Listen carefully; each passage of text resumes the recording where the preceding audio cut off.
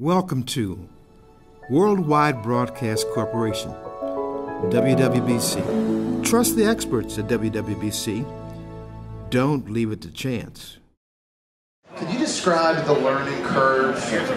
I mean, as a guy, as an offensive mind, and a guy that understands what that's like. You've drafted first-round quarterbacks at Baltimore before. And a guy that understands what that's like. Turned out real well. That's why I'm sitting on a stage with you right now instead of still coaching. I know exactly how that feels. I have a story to tell about that after, by the way. How patient do you have to be? Because you mentioned Jeff Fisher, in all likelihood, is going to push Jared Goff, who's coming out of a quote-unquote air raid offense where they throw it 50 times a game.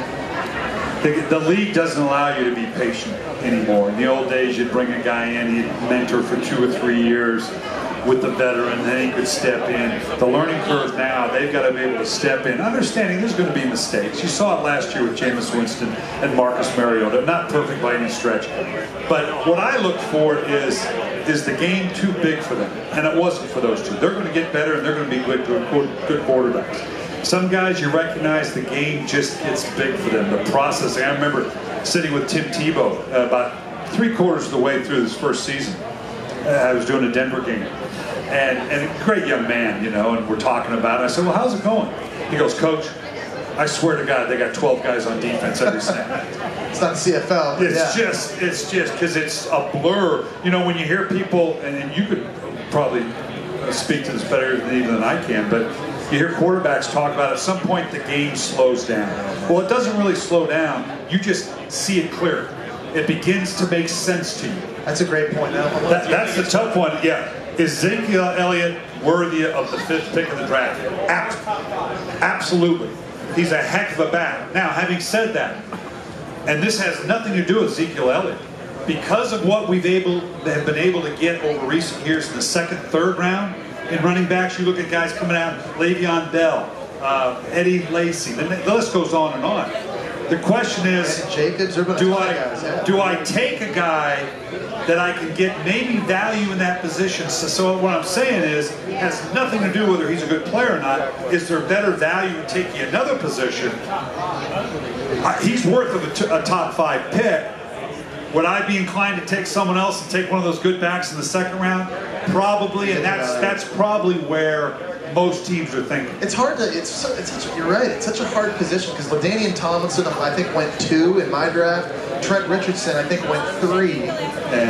Good example of that 50-50 rule. Right, yeah. Going back to that story, we were talking about quarterbacks and their learning curves. My rookie year, I played for Steve Spurrier in Florida. I thought I knew everything about offense.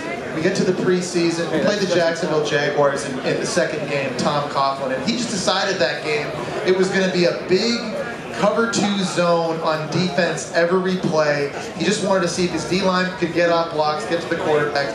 The picture was so vanilla. And in my 2nd preseason game, I think I went like 17 of 21. I threw a couple touchdowns. And I told my dad after the game, Dad, NFL is so easy. Like, it was so much harder in the SEC. Fast forward 2 weeks, playing against the Baltimore Ravens on the road. I think it was Coach Smith as the DC, and it was 3-4 defense. It was that radar look where you got like Terrell Suggs and dudes are like bouncing all over the place. And I had no idea who was blitzing me. I had no idea what the coverage was. I was throwing hot when I wasn't hot.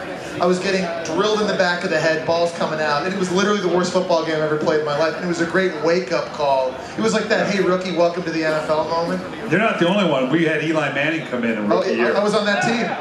And they put Eli in. Kurt was playing, and Eli had a 0.0 rating quarterback game, and I was right there on the sidelines. I went over to Rex Ryan during that game because I had known Archie and Olivia Manning for a number of years. And it was ugly. And I went over to Rex, literally said, Rex, I don't want to have to call Archie and Olivia and tell them that we've killed their youngest son. Okay? Because it might have happened. Back off just a little bit. It might have happened. Yeah. I want to talk about the deer in the headlights look. Yeah, that was Kurt Warner and I are on the sidelines, and Eli's coming off the field and just has this look on his face like, I have no idea. Deion Sanders is in the slot. Like, it's like, Deion was his nickel. Yeah. That's how good that defense was. Corner. Yeah. And it was just like, it was unbelievable. But it just goes to show you, there's a long I remember Eli's first practice in New York. It was the worst quarterback practice I'd ever seen in my life. We all thought we made a big mistake in the draft. 2 Super Bowls later, we found out.